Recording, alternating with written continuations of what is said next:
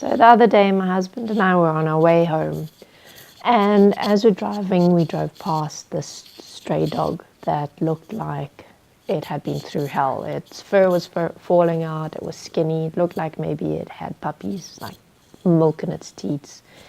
This poor dog looked like it had had a rough time lately, and probably a rough life. We are all used to seeing a large amount of suffering in our day-to-day lives, whether it's stray animals or seeing the meat that we're buying in stores, seeing homeless people begging in the streets. Different countries have different levels of it, but we all know that there is an immense amount of suffering taking place in this world, not just with people, but with animals especially. We give them awful conditions to live in.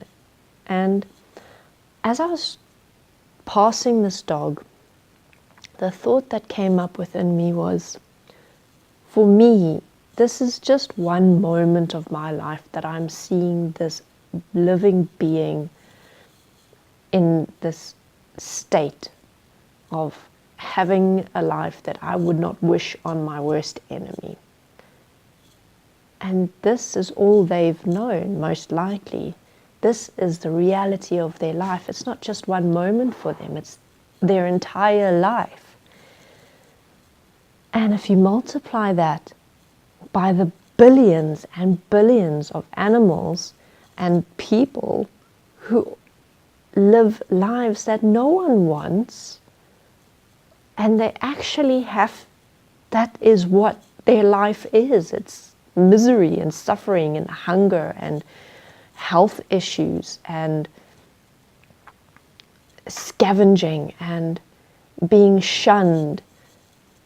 That is it for them, every moment of every day. But for the rest of us, it's just a passing moment.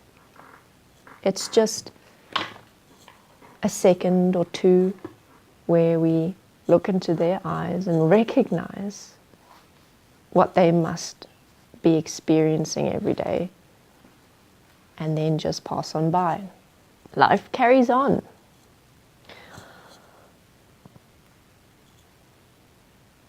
What if each of us spent just one moment a day in recognition of those billions of beings that have truly awful lives? What if we just took that one moment to hold them within us and to remember them and to remember that they're spending the entirety of their lives, the entirety of every waking moment in conditions that no one wants to be in. Doesn't matter who you are, you don't want that life.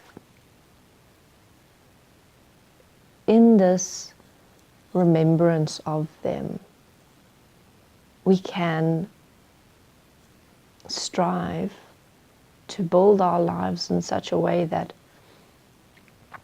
we can create more honoring and more respect for other beings, where we can